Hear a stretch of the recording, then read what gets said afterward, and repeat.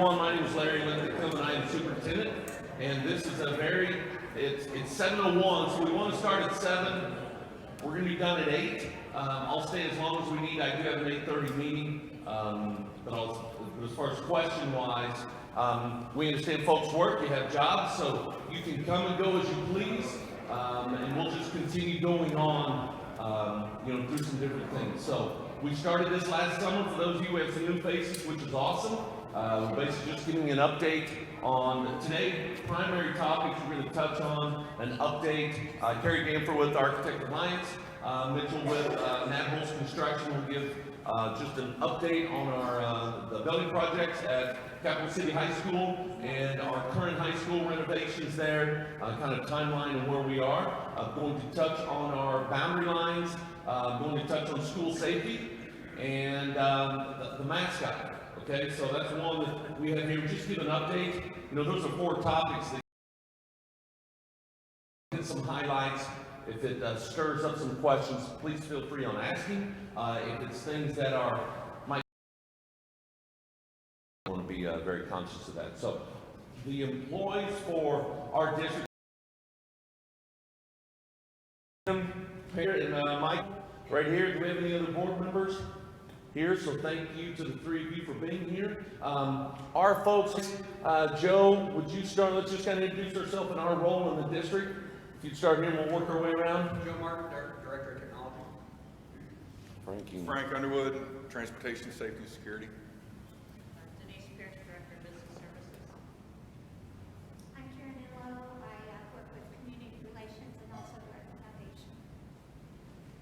I'm Janet Johnson, Secretary at Nichols Career Center. Good morning, my name is Ron Jewell. I work with the Adult Education and Literacy Program.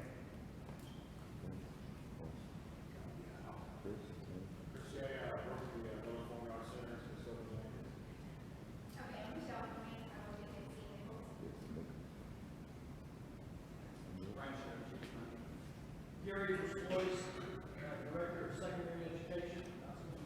Okay. You're good.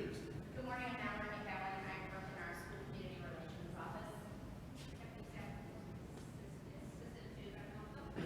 Gabriel Whitford, Central Manager of North Harrison. Good morning, Aaron, school community relations.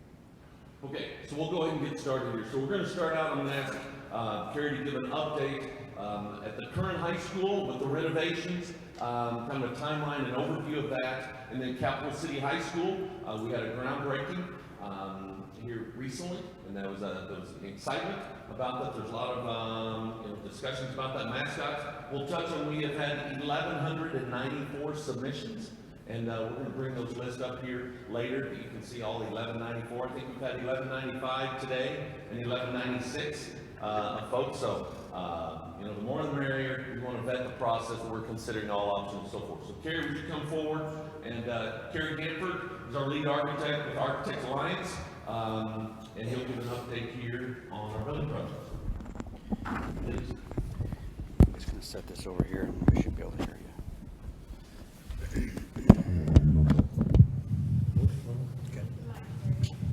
Okay. I'm Kerry Gamper with the Architects Alliance. Both projects are proceeding simultaneously. I would say we're about the conclusion of design development, at least our office is, which is the major design of all the major systems in the current high school. So not only the architectural layout, but civil, structural, mechanical, electrical, plumbing. We just went to a test print last week, and that is now being reviewed by Nabholz for pricing and constructability feedback. So we should have a report coming very soon to the owner about design development on the current high school. Did I say that right, Mitchell? Yep. Okay. On the Capital City High School, as you know, we had a groundbreaking there. Work proceeds on that. We're into construction documents now.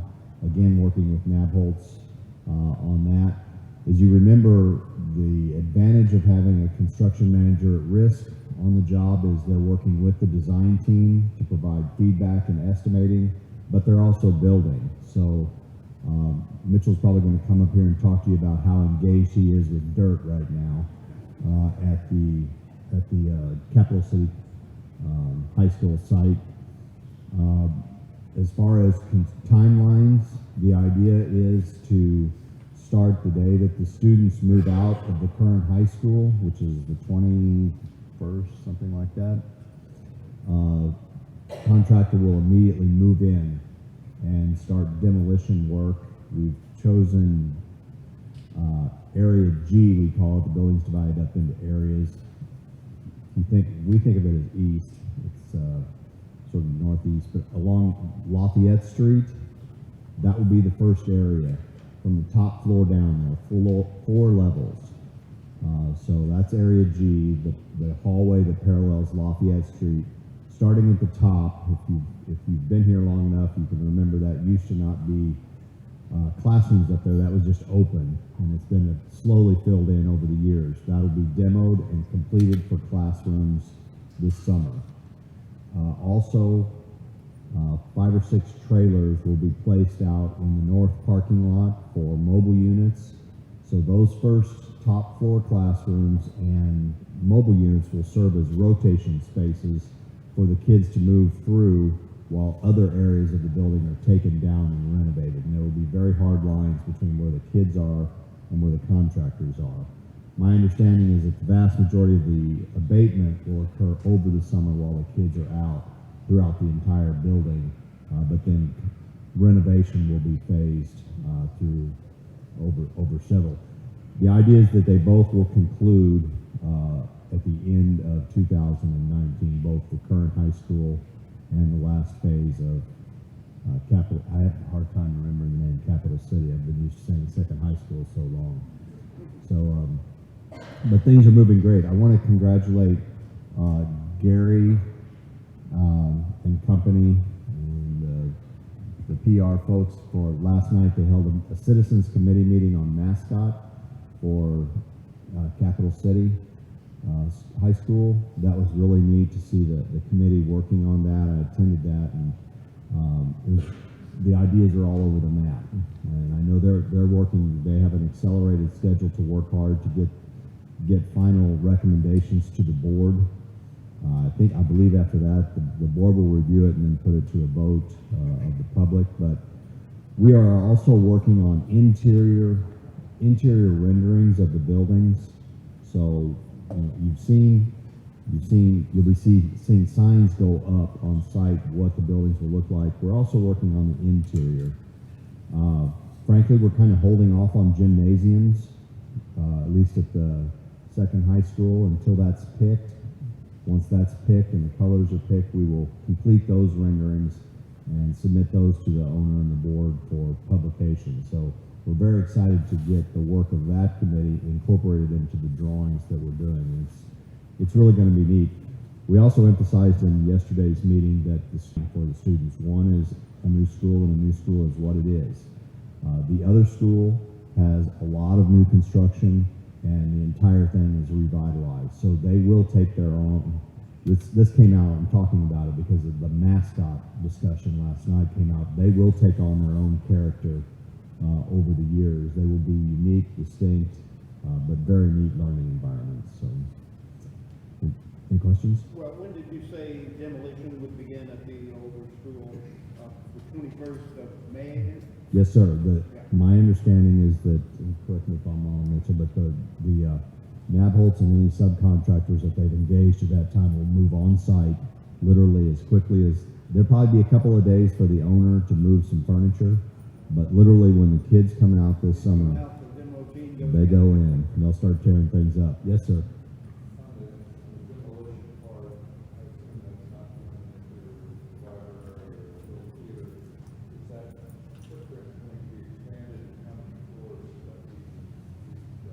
The area G is, I'm talking to a former faculty, by the way, so he knows where I'm at. Area G is that eastern corridor paralleling Lafayette from the top floor all the way down. What will be demoed and finished this summer will be just the top floor. That gives 10 swing classrooms plus the mobile units.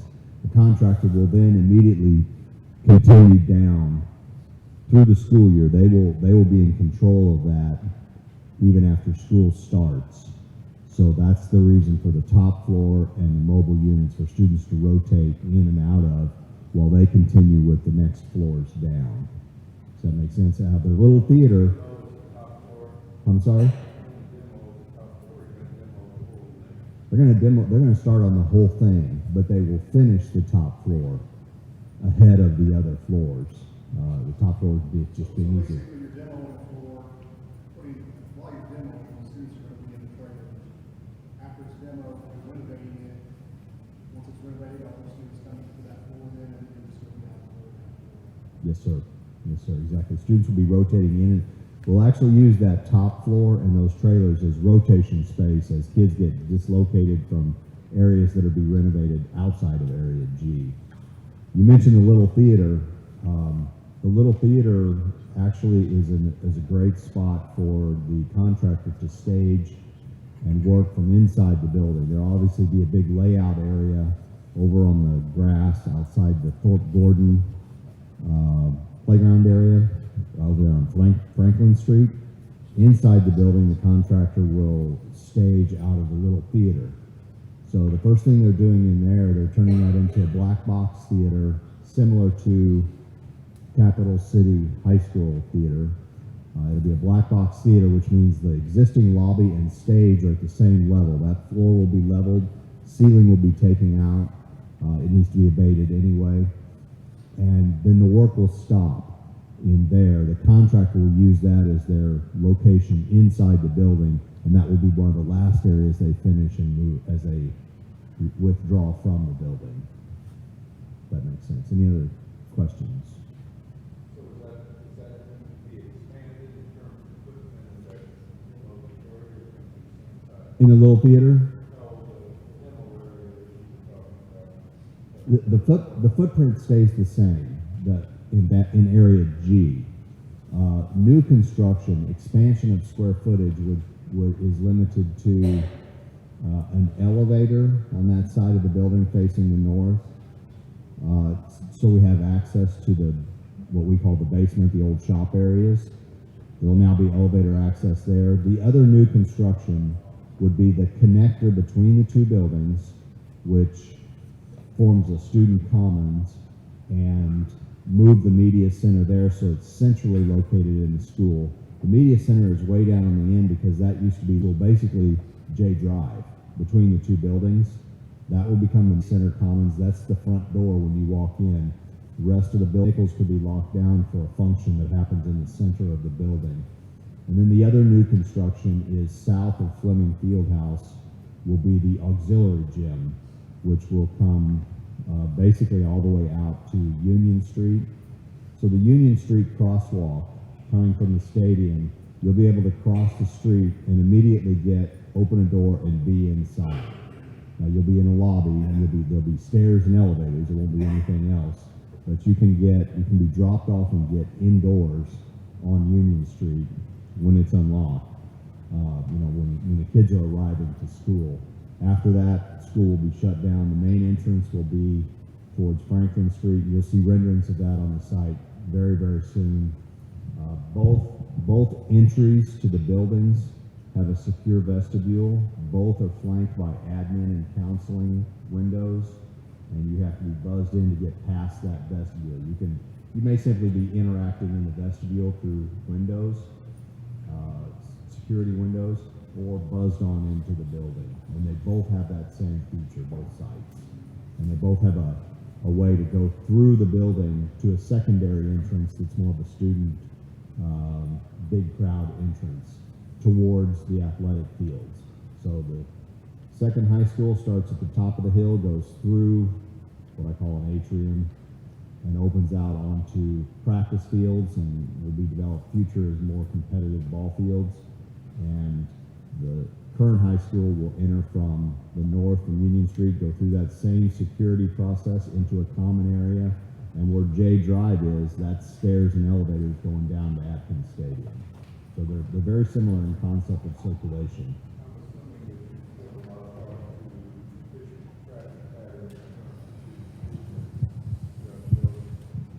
yeah, we've paid a lot of attention to what I call the throat, the throat back and forth between the current high school and Nichols Career Center. So actually, the admin suite can contract because we've got spaces for administrators to be also out in the different learning environments. And so the admin can contract. The throat can work. The cafeteria gets more space. When Band Hall heads out, right now it empties outside, it will actually be an indoor hallway that turns right and goes and connects with the hallway out west of Flinthouse. So we are greatly improving in the throat, but if you're in the high school going to the second floor of Nichols where admin is and the shops, there will be a open stair in the commons to go up and avoid that throat. So that'll greatly improve that circulation. My last question. In our courtyard, any changes to the cafeteria? Right now there's plans for, it's still being priced out, but right now there was a request for two things. Outdoor dining on the level of the cafeteria, which will be a deck out there, and there's also a request for 3 additional classrooms. That's still being studied on those 3 classrooms, but that's currently on the plans, yes. And we will be, that's in that design development submission I just talked about and is currently under review by Nabholz. So, yes, there are, yes, sir. Have floor plans been pretty much finalized for both high schools then, as far as like layout and spacing? I'd say pretty close. I mean, we're in design development again. I'd say more so, yes, at the end of Nabholz. I say we're done with design development. That's a phase. That's a milestone for us. But we're waiting for him. No, we're waiting for them to give us feedback on pricing. Only time you can say that. And their feedback could change. It could change a little bit. I don't see anything dramatic. The other thing I want to mention that's kind of ironic, the scale of this project. It's common for Dr. Lenthicum to say, can I have a copy of the floor plans, or can I have a copy of the documents? In this day and age, young people work on the computers. The bid set of drawings alone is 300 pages long because of how big the building is and how much it's divided. So you don't want to ask for a copy of the drawings. It's enormous. So it's funny talking to these young people. Even I ask, can I have a copy of the floor plan? And they just roll their eyes because they have to go in and put so many sheets together to create a floor plan that I can read. It's huge. But anyway, that's the way we are with technology today. Everything's a model in the computer. I've heard myself talk too much. Anybody else have any questions? Again, thank you very much. And you want to talk about dirt and rock? I'll add a couple things, I guess. So this week's a pretty big week. We've got started out on Capital City High School, so you've probably seen Fui House coming in and out, so they are doing the dirt work out there. We'll be putting some SWIP measures in place for stormwater protection, make sure clean water's leaving the site. We already have berms up, so we've mulched existing trees, put them around the perimeter, letting that control the water. They will start blasting next week, so that'll kind of be another big milestone for us. 2 shots a day, probably around 11 and 3. There'll be a horn that goes off. We'll have to briefly shut down Mission Drive or Frog Hollow, depending on which side of the site we are. So very quick. We're not anticipating any airborne stuff, and we're saying blasting. It's all subgrade. You'll see the ground kind of vibrate, and then the rock will shatter. Other than that, we're working with Carrie's team. They've been hard at work getting us a structural package to go out on Monday. So that'll be the next piece that hits the street, and we can start ordering some steel and going vertical here in probably the next couple months, where we're putting concrete in place. So. Anything else? Well, I have a Yeah. question. Can we see a picture of the layout of things, where this school is going to sit relative to Mission Drive? You guys got a slide or something like that? We don't have a slide right here. We've shown that many times. We have that. I don't know if that's is that on our website? I have to look, I don't know if there's an aerial, like. There are drawings. And there's another one in that design development packet, so we can get that. I just have a vague idea of where Yeah. we're talking about. Yeah, it's been decided as far as the location of that. I don't know if we have a slide on our web. We need to get an updated on that. Would you maybe? I don't know if you were familiar with the sign and where the groundbreaking was. No, I didn't make the ground. Okay, well, if you go over to Creek Trail, down at the bottom of the hill, there's a sign there, that's the street.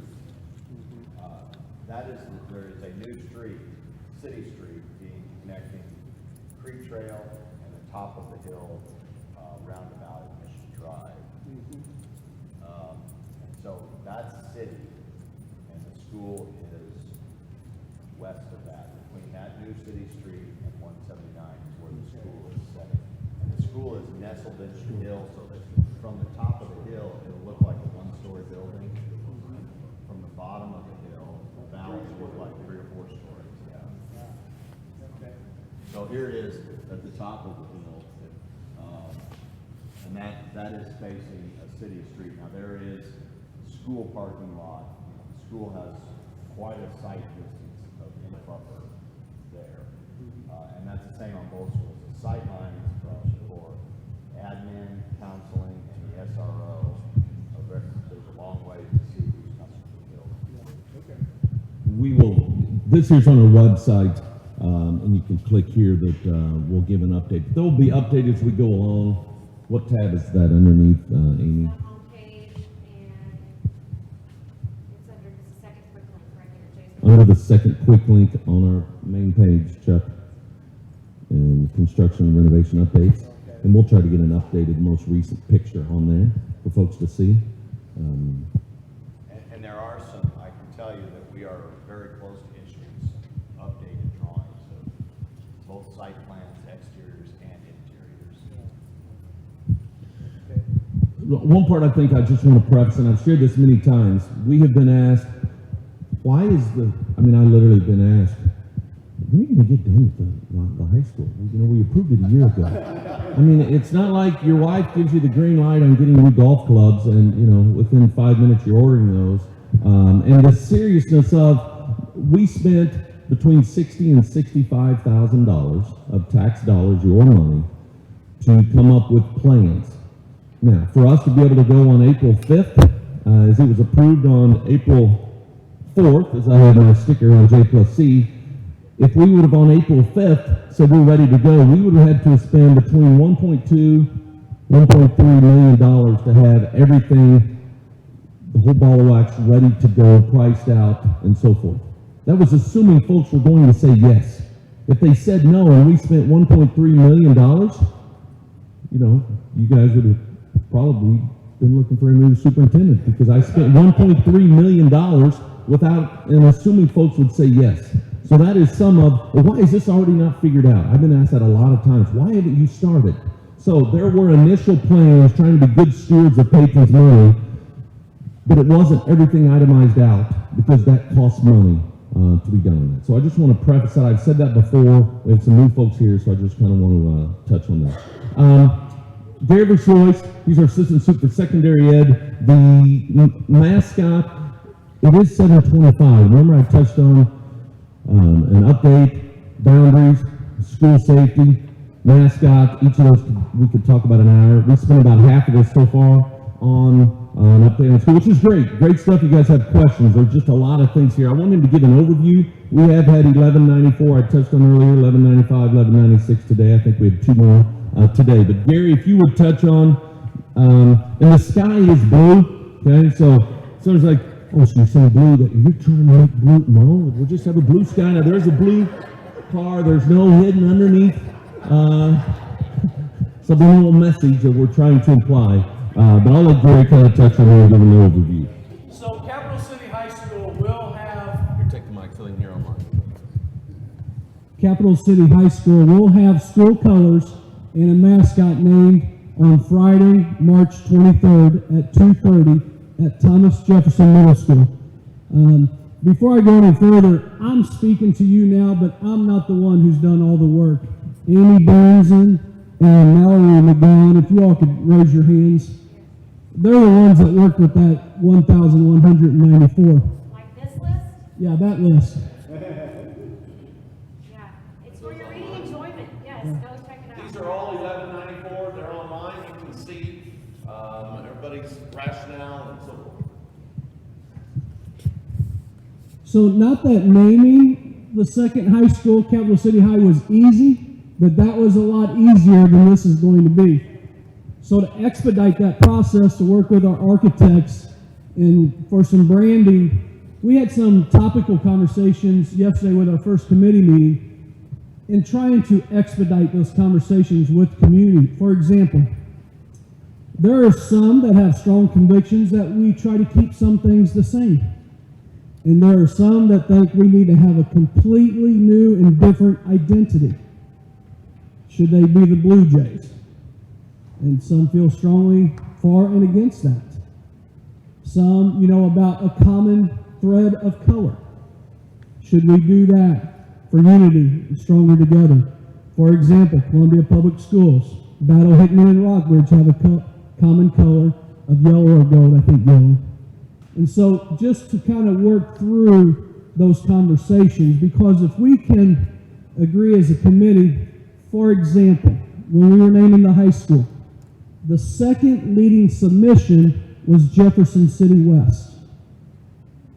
The committee felt strongly and they could justify not presenting that to the board as for approval for the 3 or however many we were going to vote on because of what we heard from the community.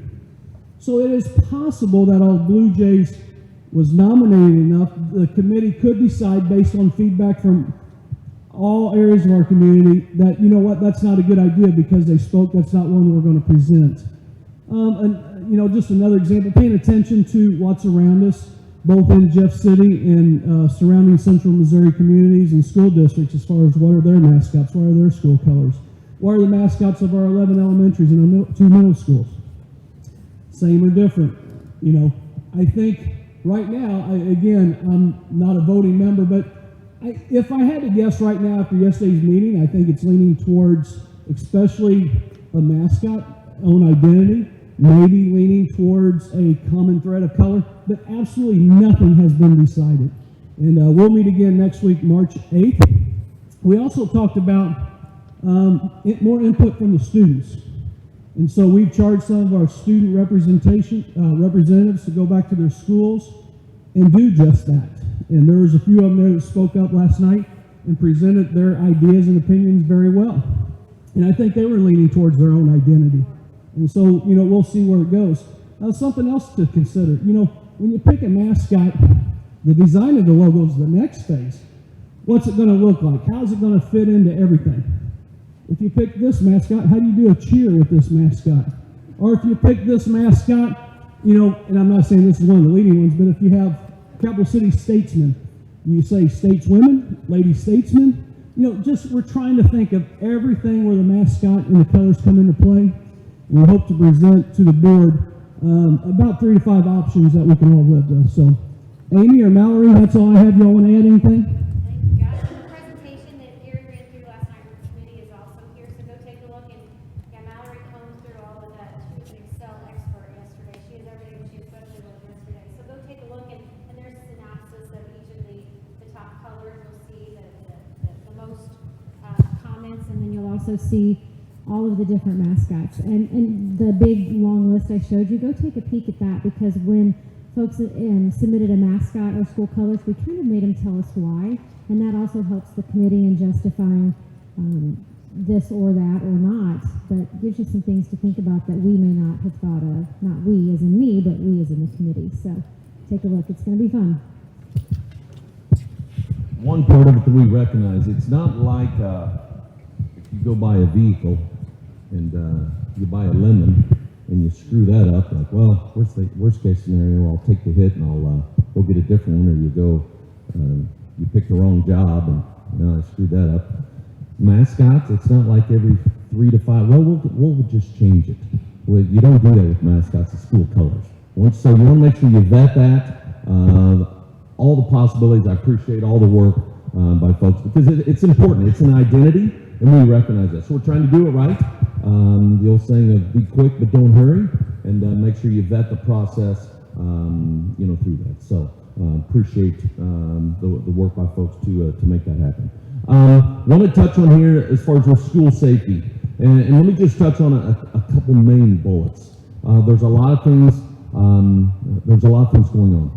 At the end of the day, we want to ensure, as a school district, our Board of Education, a safe learning environment for our students.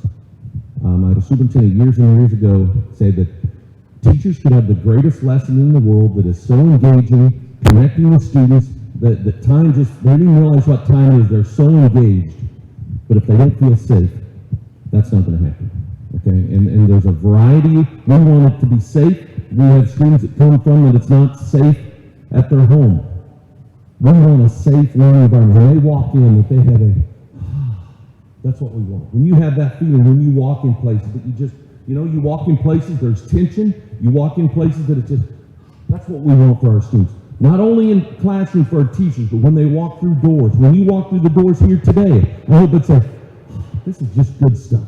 I have warm coffee, it's free, and it's just good stuff. We want that safe learning environment for all of our students in all of our buildings.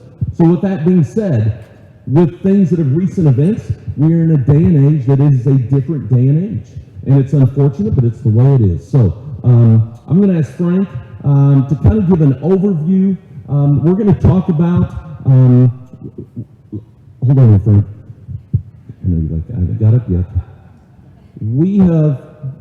I feel better about our school safety than I did, to be real honest. Some things that we've done, those things we can get better. I'll take responsibility for that. We've got plans. We're going to be sending out here in the next week a parent and staff survey asking, hey, what can we do better? Here's what we're currently doing, but what can we do better, to ask for input, to give a final presentation to the board at our April board meeting. We will talk about it. Frank's going to give a report here at our March board meeting, which is a week from Monday, to our board. Talk about what our current policy says about having guns at school, arming teachers. Okay, as a general rule, I want our teachers to focus on teaching and learning. Okay, that's what I want them to focus on. Strengthening our partnership with our local law enforcement, strengthening that. What happens if one of those officers is going to be gone for training for a day? I have a meeting today at 11 o'clock with Captain Shoemaker and Sergeant Payne talking about process-wise. So we recognize it's a serious, having a safe school in the day and age. Frank, if you would kind of give an overview, there's just a lot of different parts to it. So Frank, if you would please. All right, thank you very much. Good morning. First of all, I'd just like congratulations to the Lady Jays basketball, advancing themselves. Good job. Overall view, that's hard to do. I mean, there's a bunch of veins in our security. I'll just go back to 2012. There was a security assessment done on all of our schools from an outside service, identified with some work to be done to our infrastructure. That work has been done, it has been completed. I couldn't tell you how many millions of dollars has been spent to secure the buildings, to keep an outside threat out. Again, in 2015, another security assessment was done in combination with the Department of Homeland Security, Missouri State Highway Patrol. Identified through them was a current crisis management plan need to update that to be more current with our infrastructure that we have changed from 2012 to 2015. With that, they have developed this plan here. Inside here is in every classroom, every room in the schools. And what it is just a brief overview of the multiple crisis situations that any individual in that school could go through. It's just a brief overview of what to do. Simple set of instructions, maps, where to go during whatever, who to call, when to call, and how to go through the process of whatever it might be. It's tabbed out, easy enough, red, yellow, green. On the inside of the cover, need help. That slides under the door if there's something inside the classroom where they need help. There's a lot of things that in detail that I would not be comfortable giving out into a general public. But any one of our board members or school personnel wants to come and discuss this with me, please email me. I'll be happy to discuss it with you. So this condensed version, this was presented to the Department of Homeland Security training that I went to last week. Showed this to the presenter. He was in awe. elated to that. Took pictures of it. Do you mind if I use this in other presentations to show confidence? I mean, to me, that just is overwhelming. This is a great piece for our teachers to use. This year, after I've come on, I've went back to FEMA, Department of Homeland Security, did another security audit assessment of all of our schools, given a checklist that they have. It's a 13-page checklist to go through and look at these things. There are some room for improvement. Not much, though. We've got some training needs that we need to ramp up, which we are going to do with our school personnel, all the way from the superintendent down to our custodial and food staff.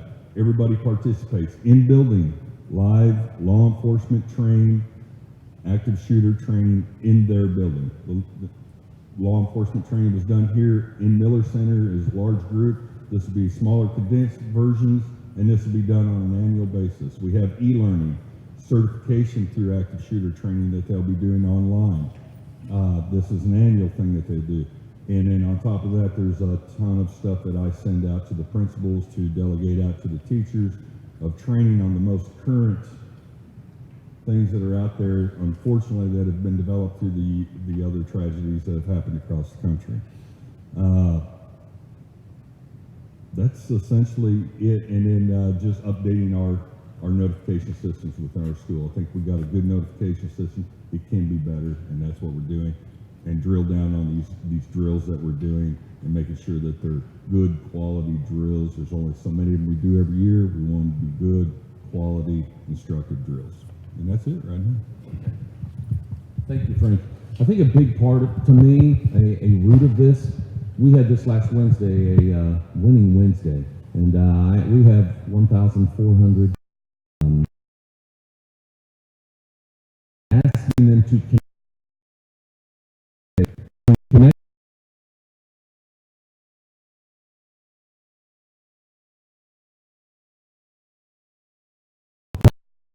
Not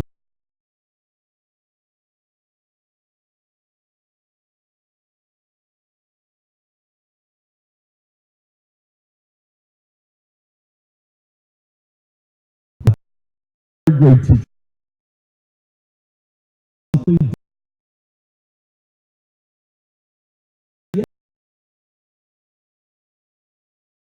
all of us work.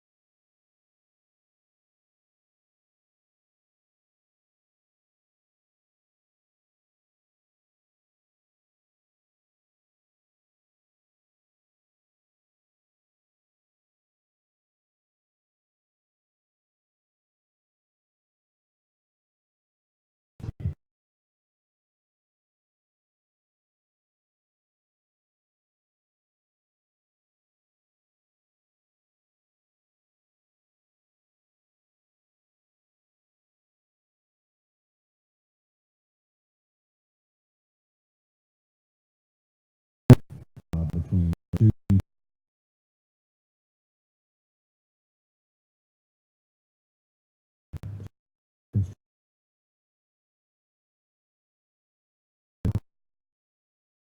from all of their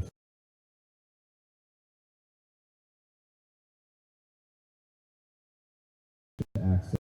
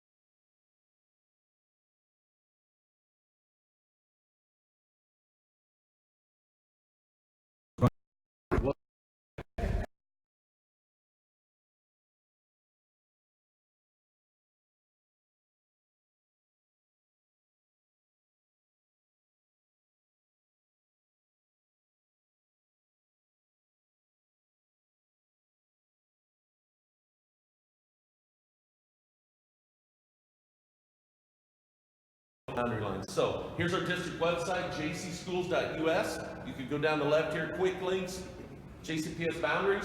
You click on that.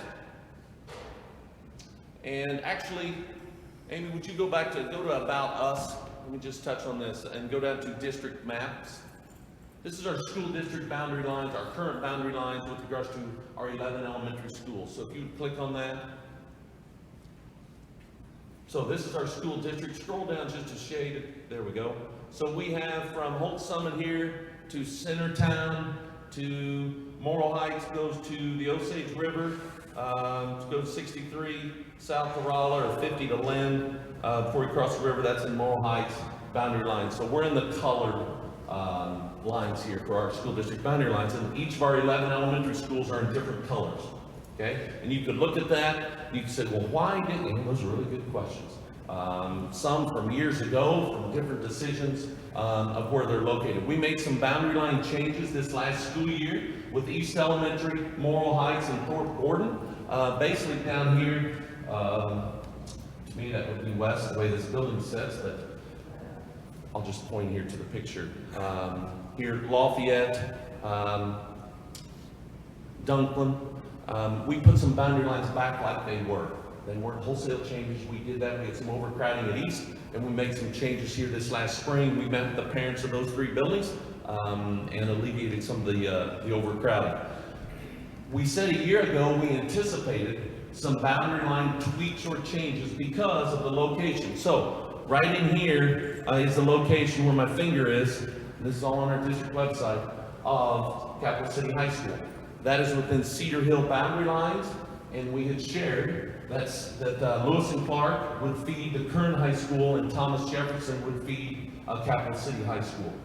So because it's located, we wanted to look at having that located within the boundary lines of its geographic location.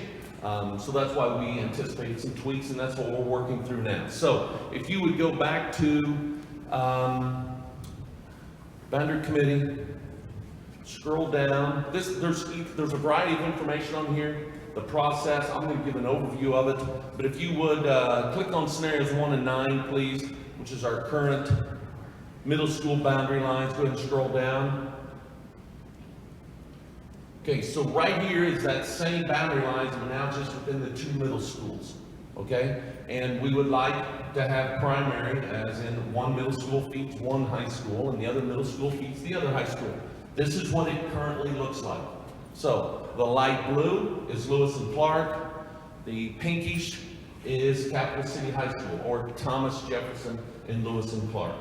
Okay. In 1993, when the two middle schools, the boundary lines that were drawn to keep 2 things as a focus from folks that I've talked to. We want to keep enrollment similar, to have the same size of schools, and we want to try to keep the poverty very similar. So regardless of whether you live within our district boundary lines, you're going to have the same opportunities. So we want the poverty rates close to the same and the enrollment close to the same. That's why we have the boundary lines as is. Okay? I've had folks that have asked me that live, this is Cedar Hill, and that live out on C. Some of you here live out on C? Okay? You live on C? I've been asked, so why are we going clear over to Lewis and Clark? That's a really good question. I wish we could just say, you know what, this is, and we're not out in the middle of Kansas, and you got a plat out there, and townships and roads north and south, east and west. We've got different nooks and hollers. The reason why those lines were drawn to keep the poverty rates very similar, and they have held true between Lewis and Clark and Thomas Jefferson, and that's the reason why. You may disagree with it. A decision was made to try to keep those similar. A year ago, when we were talking about 2 high schools, there were discussions about, because and you may feel this way, you draw a line down the middle, and if one school's 65% poverty and the other one's 35% poverty, so be it. There are some folks that feel that way. We didn't feel that way. We want to have, it doesn't matter where you go to school, we want the same opportunities. We do not want the haves and the have-nots. We're going to be 2 high schools that are very similar. They're going to have their own identity, but be very similar in enrollment and in our poverty levels. Okay, so that's one of the reasons why, and that some disagree with. We respect that. We try to have empathy from their lens as we work through this process. So, determining having those two parts, poverty and the enrollment's the same, through community meetings, coffees, brown bag lunch with Larry, meeting with folks, of trying to, if possible, not split any of our elementary schools. And when I say split, here's what I mean. We have at Thorpe Gordon Elementary School, okay? Thorpe's boundary lines, some kids in Thorpe go to Thomas Jefferson, and some kids go to Lewis and Clark, okay? We would like to try to eliminate that. I'm meeting with Thorpe Gordon parents on Monday night. Why? They have friends through K through 5, and then we're going to split that, if possible. Columbia has 18, there are 18 elementary schools, I believe 6 of them split. We don't want to do that. We want to be better than them in everything, but on that, we want to try not to split our schools. Okay, so that is a part of it as a goal. Not saying we're going to be able to do it, but we're swinging for the fences, and that's what we're going to try to do. Another aspect was when you look at changing boundary lines, try to minimize the number of families affected that we're going to ask them to change where they've been going. They bought a house based on they thought it was going to be here. Don't mess with changing my house, right? I met with parents at Lawson. I met with parents 2 nights ago at Cedar Hill. There were some very emotional topics. Trying to have empathy, trying to be honest, and have conversations through that. So that is something, trying to minimize the number of families being affected. We'd also like to have the location of the, I was going to say second high school, Capital City High School, to be within Thomas Jefferson boundary lines. We would like that if possible. And then we'd like to try not to split any of our elementary schools if possible. So those are kind of 5 things that have kind of evolved through conversations to kind of guide the process. So here's the process-wise. I'm not going to go through all the scenarios. You can look at all the scenarios on our district website. I encourage you to do that. Here's where we are in the process. We would like to have a decision made, if possible, by this August. Okay? School will open, we touched earlier, August of 19 at the second at Capital City High School. I know, at Capital City High School in August of 19. We would like, I shared with the board, I'd like to have a recommendation to the board that they would make a final decision by August of 18, that's this August, if possible. So they got 1 year to make adjustments if folks want to change where they live. That's the goal. We want to do it right versus, well, you said you got to do it by August, even if it's wrong. Well, if it needed to be November, we make it November. We want to make sure we vet the process and work through what that recommendation is. Now, as a school district, we have not visited boundary lines as a general rule, other than we built Pioneer Trail, so they changed boundary lines in, right, John? Okay, you look at other schools, as a general rule, we haven't visited boundary lines. Why? For a variety of reasons, but at the end of the day, it's an emotional topic. Folks get fired up, and rightfully so. They're passionate about their school. You have neighborhood schools. I want folks to feel it doesn't matter where you send your kids, that you're going to get a quality education. But with that being said, folks there's neighborhood schools, there's traditions. I went there, my parents went there. I want them to continue that. Those are great things. So we're going to keep working on raising the bar in all of our schools, but also recognizing folks are passionate about their school, and we love that. We also want to try to work through that process. So that process-wise, so I don't know if there's any other major topics. So from that, we wanted to get a community perspective from 11 elementary schools. So a boundary committee. We asked folks who would like to serve on this. We have 11 elementary schools. We wanted 3 folks from each elementary school to have a neighborhood perspective and to come up with scenarios for us to consider to present as a recommendation to the Board of Education. Okay? We have met. We've had different, those dates are, here's the boundary committee names. You can email those, and it has their building. Go back and have the dates if you would, please, Amy. Right here. February 5th, we had, the next one is, we need to update the dates here. Upcoming, we have one on March 20th, I believe, which I believe may be in this building. Is that correct, right here on March 20th? We had a meeting at Cedar Hill. I met with Lawson parents. I'm meeting next Monday with Thorpe, meeting next Thursday with South, and however many are needed. Once the committee, looking at scenarios while keeping those 5 things I touched on, asking, once the committee is comfortable with 2 or 3, narrowed down to 2 or 3 scenarios, then have a community-wide town hall meetings, one at Lewis and Clark, one at Thomas Jefferson. Then ask them to poke holes, vet the process. We did that with diversity in the fall, and broke them into groups, and asked them, look at the pros, the cons, through different scenarios. Those dates of those 2 have not been set because we're not sure if the committee on the 20th will feel comfortable with 2 or 3, and they may say, we're not ready to go there. So we'll have however many more meetings, and we'll work through that process. So we want to involve folks in the process, and come up with a scenario that folks feel comfortable with. We have a policy committee as a school district, and it's been discussed with that committee to visit boundary lines on a more regular basis. Now, what's regular? Looking at 3 to 5 years, let's look at our boundary lines. Do tweaks, do changes need to happen? Columbia looks at changing school district boundary lines on a regular basis. Okay, they were growing a lot of things. We're going to try to visit boundary lines and be willing to have the discussions and look at that every 3 to 5 years. Not looking at it every year. If someone say, I'm going to buy a house and not knowing next year if you're going to change it again, we want to vet the process, do it right, but look at that on a more regular basis. Okay? That is a big picture of that. There's a lot of different parts to it. I probably talked too long on that, but there's just so many different parts that we're trying to work through that process. Any questions on any of that process-wise, with any of that on boundaries? So with the changing of boundary lines, would you anticipate a regular schedule? So if a person wants to anticipate which district to live in, he knows it's going to be every 3 years and knows it's going to be every 5 years? Is that what you're looking at or not? Well, I'm just meaning that I think we should visit that and have the conversations. Have things changed?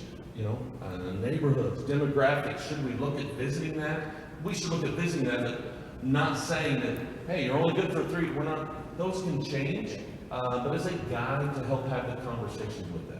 So good question. We just want to be willing to visit that because things change, they evolve. Folks are saying, are you planning for expansion around Capital City High School? We anticipate, the other schools across the country that have added a second high school, they've seen growth, okay? But I'm not going to go change boundary lines and like the Field of Dreams, you build it, they will come, and assume change boundary lines because we think folks will move here. That'd be nuts. But you want to also kind of plan, it's possible, of considering those factors throughout that. So, okay, it is 7:56. I'll stay as long. You guys have some general questions. I just want to make sure to give folks an opportunity. If you want to get up at 8, hopefully you've already felt comfortable. If you want to get up and leave now, you can. But just out of respect for your time. Any general questions about boundary lines or any of the topics we touched on? Well, yeah, I'll submit a comment or two. Not the least of which because I submitted a potential name for the mascot. Yes. That's here or there. Yes. But I saw a lot of suggestions for Blue Jays, and Yes. I would submit that would be confusing to have 2 sets of Jays in town. Okay. Not to mention that right across the river in Fulton, we have a Blue Jays. The Westminster College is also the Blue Jays. Okay. They get on our evening news. And I attended this high school in this building back Yes. when George Washington was president. And we had an election as to the color of the Jays. I was telling Amy before the meeting. Right. We voted on whether it should be a blue jay or a red jay, and we selected red, Right. even though there is no such bird. Right. Okay, so that's just my ideas. No. Chuck, let me just touch and you go on to your second one. Our official, because there has been about the Blue Jays, and there's some of wanting their own identity, our official mascot at Jefferson City High School is the Jaybirds. It's shortened to Jays over the years, and those that have been proponents of this have, is it Jeff City Public Schools home of the Jays, and you'd have the Jaybirds and the Blue Jays. Now, some may say we want our own identity. That's a valid point of what that would look like. So, a lot of factors to consider on that. One more quick comment is Yes. I think the mascot should be a creature to include human beings because it's hard to dress up as a Crimson Tide and run around the football field. I don't know how you do that. Well, we don't like Alabama, so we don't care what they do anyway.